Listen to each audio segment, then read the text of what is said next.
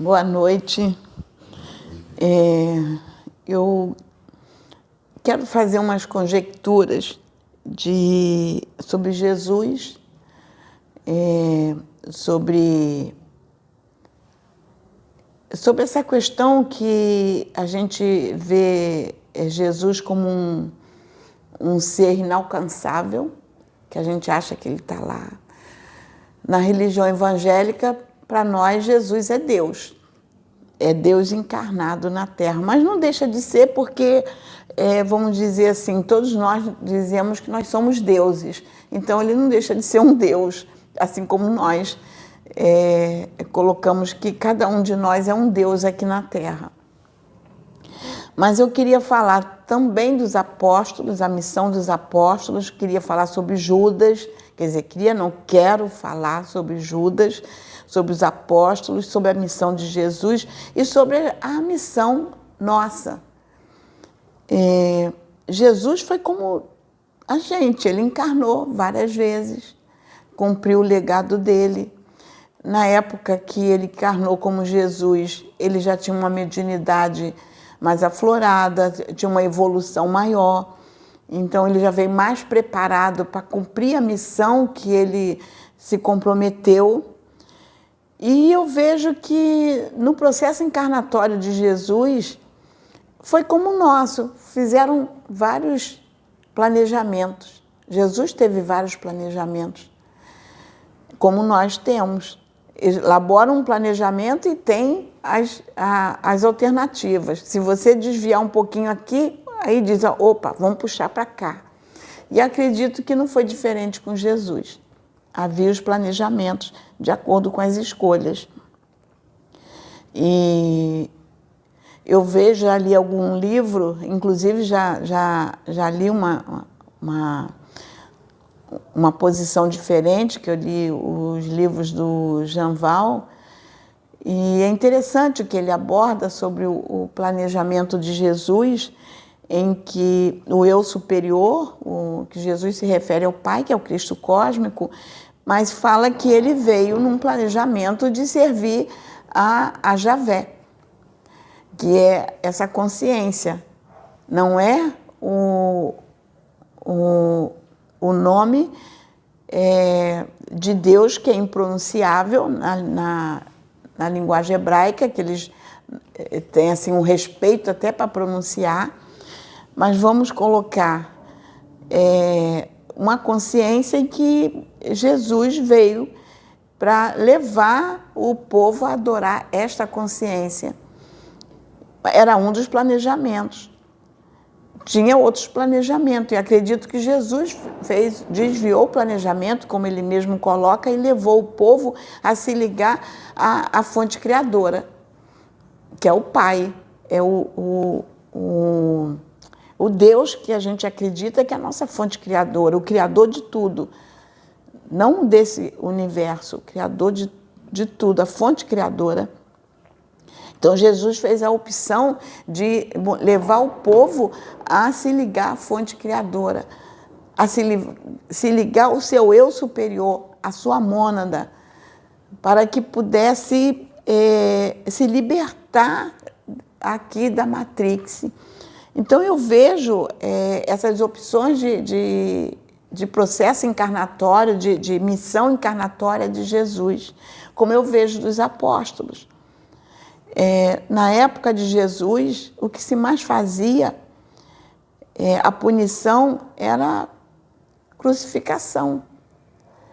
As pessoas eram crucificadas pelas ruas, tanto que se passava pelas ruas, colocava as cruzes ao longo da caminhada para se verem os corpos ali crucificados, para ensinar, para não ter uma rebelião, porque havia revolta, que o povo não estava aceitando aquele jugo romano, aquela imposição dos romanos, os impostos que eram cobrados, que massacravam o povo, a falta de respeito com o próprio povo. O povo era subjugado pelos romanos. Então, eles eram punidos. Então, foram vários crucificados. Jesus não foi o único a ser crucificado. Foram muitos que foram crucificados. Tanto que nós, que viemos da religião evangélica, nós sabemos que a maior parte dos apóstolos morreram crucificados. E alguns até não se achavam merecedores de serem crucificados como Jesus foi. Eles pediam, Pedro, inclusive, outros pediram para ser crucificados de cabeça para baixo. Porque eles achavam que eles mereciam uma posição maior, uma punição maior, porque eles se sentiam pessoas pecadoras, com muitos erros. E eu vejo que foi feito um planejamento assim como é conosco. A gente vem com vários planejamentos.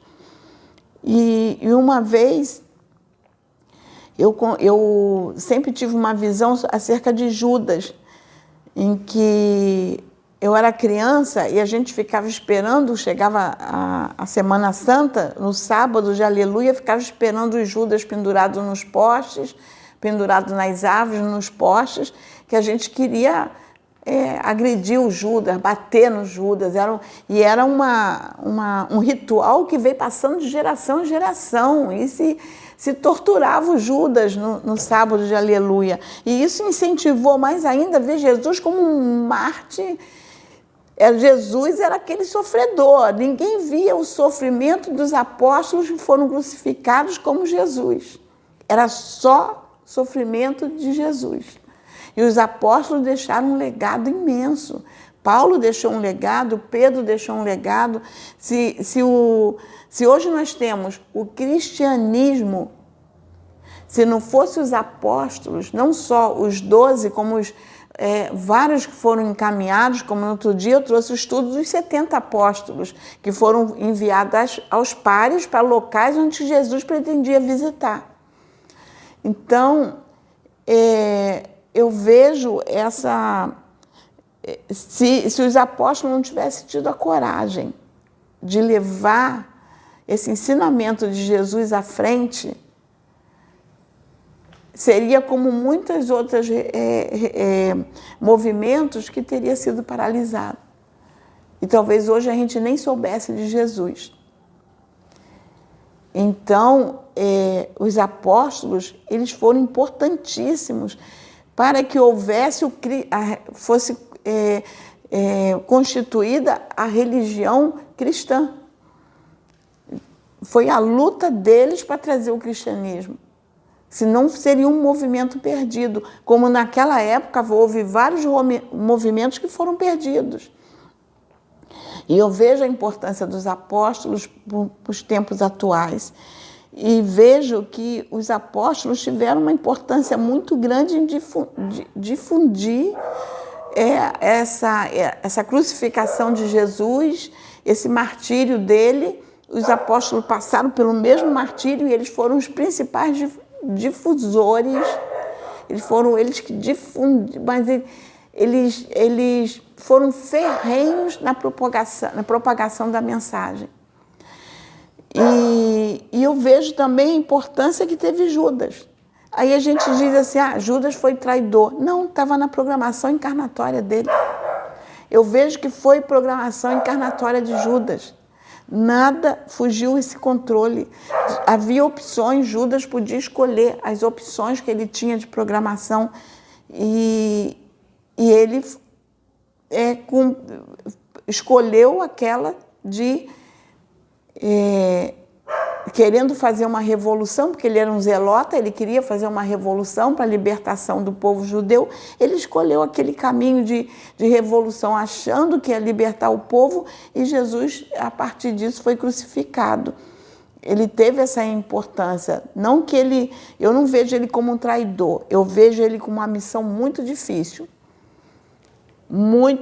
A missão, o planejamento encarnatório dele foi doloroso. Foi uma missão difícil em que ele teve que fazer uma escolha complicada. Uma vez até,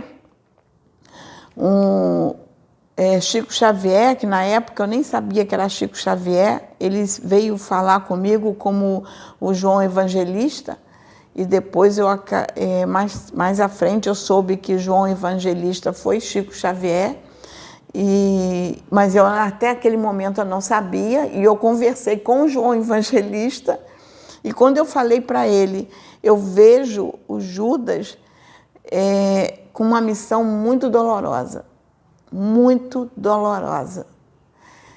E ele me disse assim, continua pensando assim a respeito dele. Ele me deu esse conselho de continuar pensando desta forma. E eu vejo essa missão dolorosa. E eu vejo que nós temos vários caminhos. E eu estava querendo trazer essa questão da escolha de missão, até que ponto nós temos que pensar muito nas escolhas que nós vamos fazer. E pensar muito nessa questão, não só das escolhas, mas saber se as escolhas que faremos, o que ocorrerá e quais serão as consequências. E eu, no outro dia, assisti um filme, já assisti esse filme umas 3 ou 4 vezes, que o título do filme é Legião, em que uma criança está sendo gerada, aí um rapaz que se apaixona pela mãe da criança, que ainda ainda vai nascer, ela está sendo gerada, ela já está com uma gestação mais avançada, e esse rapaz é um protetor da criança, ele vem com a missão de proteger essa criança. E vem uma luta que vem Arcanjo Miguel com Anjo Gabriel. Anjo Gabriel vem com uma missão de evitar que essa criança sobreviva, de eliminar a criança, e Miguel vem com a missão de proteger a criança.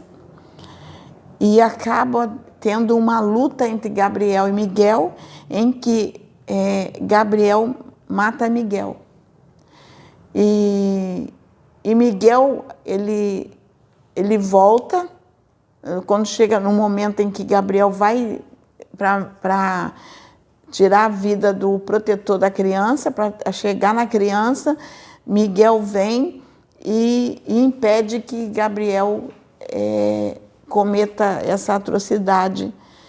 E Gabriel se assusta quando vê Gabriel ali voltando para lutar com ele, e ele diz assim, como você está aqui? E o Gabriel disse assim, você deu o que ele te pediu e eu dei o que ele precisava. Então, quem pediu a Gabriel para matar a criança? Foi a fonte ou foi uma consciência? Aí eu fico pensando nisso, quem pediu? E Miguel foi bem claro quando ele disse assim, eu dei o que ele precisava. Miguel trouxe ensinamento. Miguel questionou a ordem. Miguel questionou a direção que foi dada. Ele não ia tocar num escolhido do Pai. Ele não ia agredir. Então, Miguel preferiu perder, mas não ia tocar em Gabriel. E quando Gabriel perde, que Miguel vem e deixou Gabriel numa posição inferior, Gabriel diz para Miguel, me mata. E Miguel falou para Gabriel, não. E Gabriel diz, eu não teria essa misericórdia. E Miguel diz, por isso tu falhou. Então isso é muito profundo. Quando nós falhamos, quando tomamos uma posição tão radical, tão com convicções tão firmes, sem questionar, aí nós tomamos posturas radicais. Será que agredir, não ter misericórdia, pegar pesado com o irmão, será que é isso que deveria ter feito, porque diante desse contexto eu vi que também foi um teste para Gabriel. Foi um teste para Gabriel, porque ele não derrotou Miguel. E Miguel derrotou Gabriel sem agredi-lo, sem machucá-lo, apenas no amor.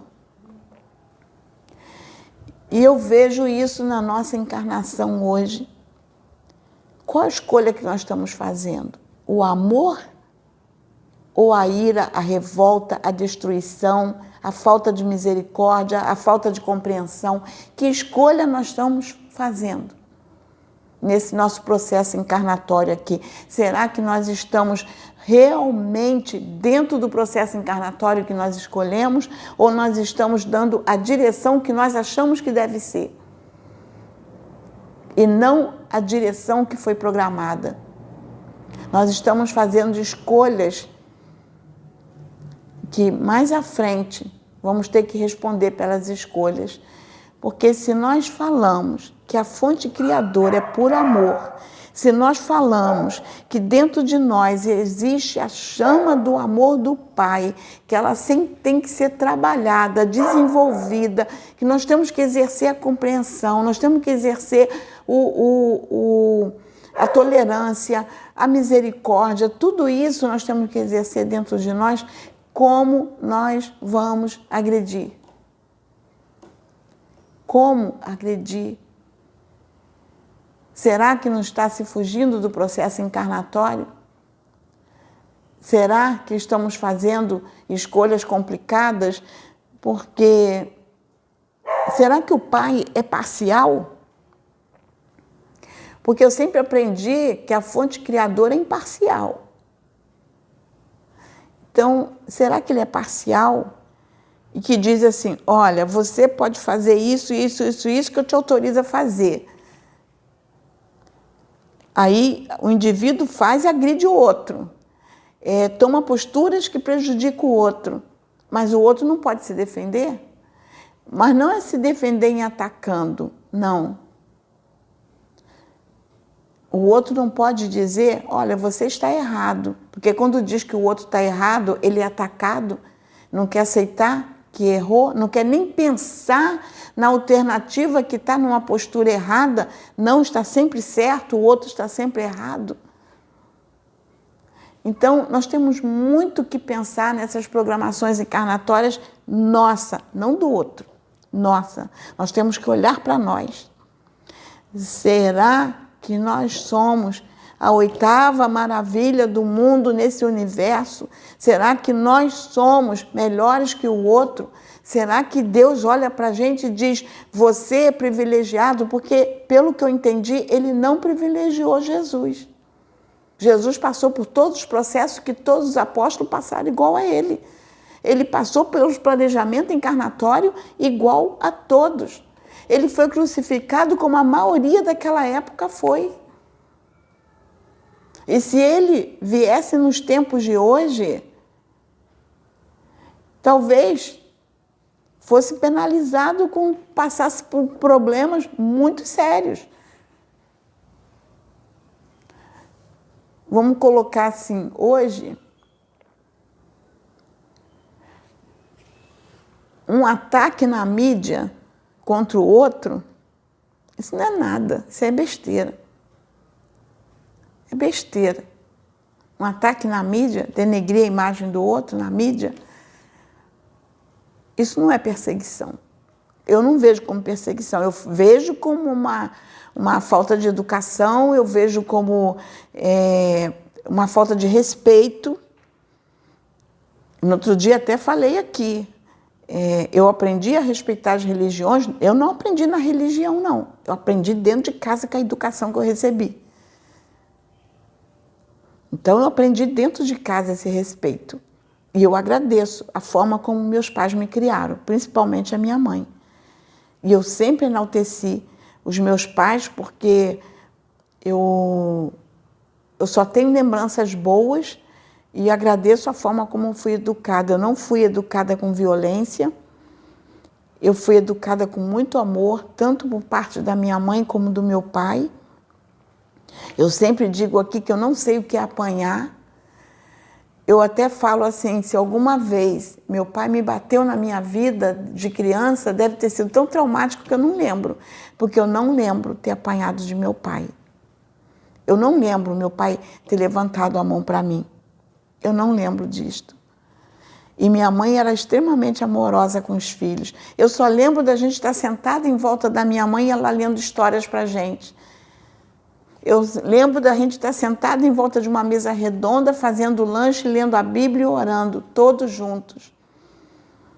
Que era o que minha mãe fazia. Quando não, era lendo histórias para a gente. Comprava muito livro de histórias e a gente lia. O que a gente mais fazia era estar com os livros de histórias na mão, lendo, e minha mãe contando historinhas. Quantas histórias eu trago até hoje que eu decorei na minha infância, contada para minha mãe. Não foi lida, foi contada. Historinhas dando exemplo para a gente. E a gente sentava. A criançada da rua, os coleguinhas que brincavam com a gente, muitos deles iam para a minha casa, gostavam de sentar em volta da minha mãe para ouvir história. Quando eu já estava maior, já jovem, meus 15, 16, 17 anos, tinha amigas que adoravam ir para a minha casa para conversar com a minha mãe. Adoravam conversar com a minha mãe. Então, essas lembranças boas que eu tenho. Muitas lembranças boas na minha educação. Nós fomos cobrados, sim, mas com respeito. Nós fomos respeitados pelos nossos pais. E é esse legado que eu trago para casa. Como eu criei Sabrina com respeito e criei Augusto com respeito. Eu respeito eles, eu não me meto na vida deles, eu respeito. Quando Augusto quer conversar comigo, mãe, eu preciso conversar com você, vamos sentar, meu filho. Se eu não concordar com ele, eu digo, meu filho, eu não concordo com essa tua atitude, mas a escolha tem que ser tua. Como a Sabrina, os mentores sempre falavam para mim, nessas fases mais críticas, na divisão da casa, falavam, apoia a Sabrina. E eu falava, Sabrina, conte comigo. Então, nós temos que pensar muito nessa questão, analisar bastante, porque a gente só vai descobrir se acertou ou errou quando a gente desencarnar, não aqui, porque aqui não vai ter interferência. Aqui os mentores não vão dizer se a gente está acertando ou está errando, porque a escolha é nossa. Nós temos que escolher.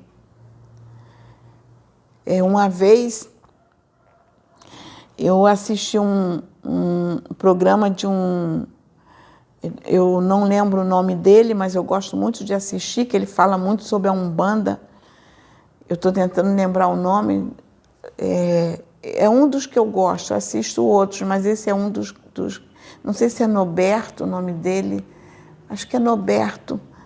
Eu não guardo o nome, mas ele tem um trabalho bonito no YouTube que eu gosto de assistir, que ele fala sobre a Umbanda, e eu estou sempre assistindo. Acho que é Noberto, sim. E ele foi bem claro quando ele disse, não só ele falou, como alguns mentores da casa já falaram isto comigo lá atrás, quando usavam a Sabrina, e diziam, nós não vamos dizer o que vocês têm que fazer. Vocês têm que escolher. A gente só dá conselhos, mas o caminho tem que ser escolhido por vocês. Nós não vamos interferir. Tanto que uma vez teve um preto velho que canalizou com o médium da casa e mandou que eu saísse de casa. E eu questionei a mensagem. Questionei muito. E depois veio uma mensagem que eu questionei o pai. Questionei muito nessa época, porque eu disse assim para o pai, pai, me desculpe, mas eu não vou obedecer. Eu não vou cuspir no prato que eu comi, porque a tua palavra diz que um coração agradecido te agrada. Eu fui bem recebida. Meu marido me recebeu bem, ele me ajudou. Se eu cheguei onde eu cheguei, foi com a ajuda dele. A família dele me amparou. Eu não vou cuspir no prato que eu comi. Não foi essa a educação que eu recebi. E eu sou grata. Eu posso ter dificuldades de relacionamento com meu marido. Às vezes a gente, como 42 anos de casamento, a gente tem as desavenças. Não é perfeito, não é um mar de rosas. Mas a gente tem que ter o equilíbrio de contornar tudo para que as desavenças não cheguem a um momento em que fique inviável a convivência. Então, eu disse, me desculpe, pai, mas eu não vou te obedecer. Se é tu, eu não vou obedecer. Não vou.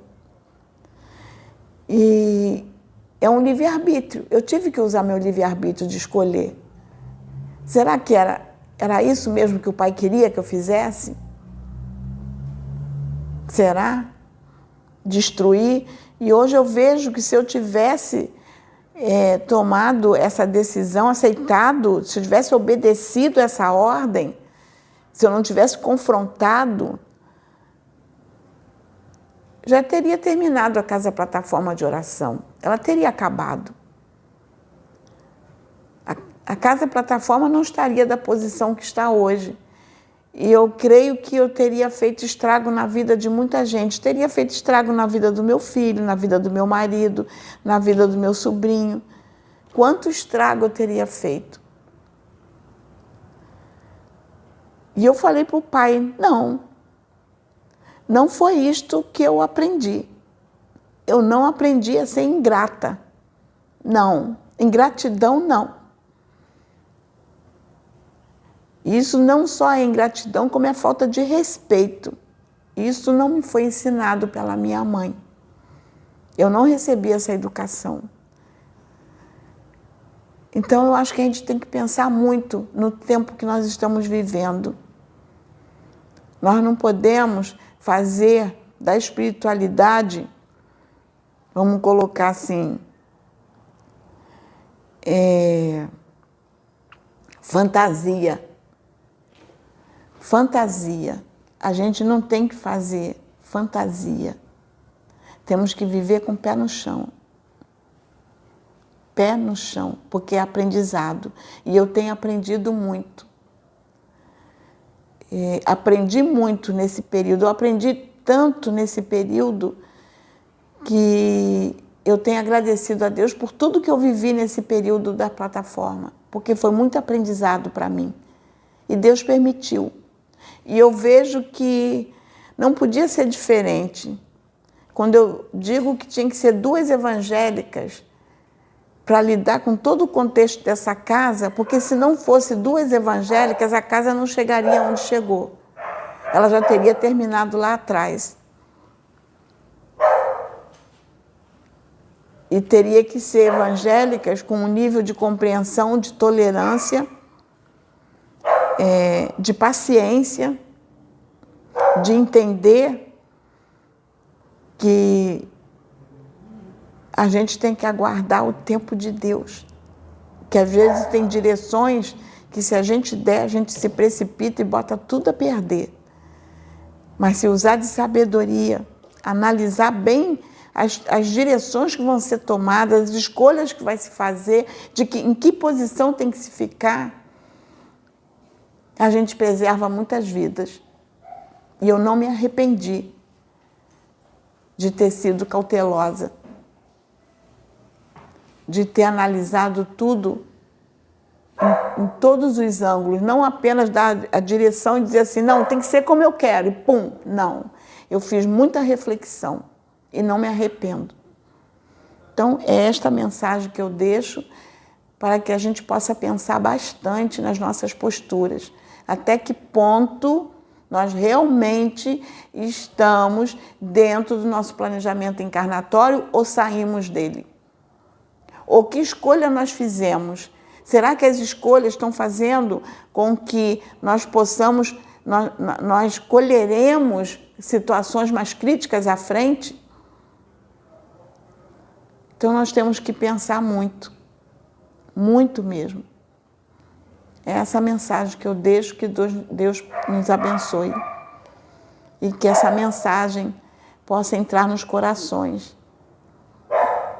Amém, meu Pai.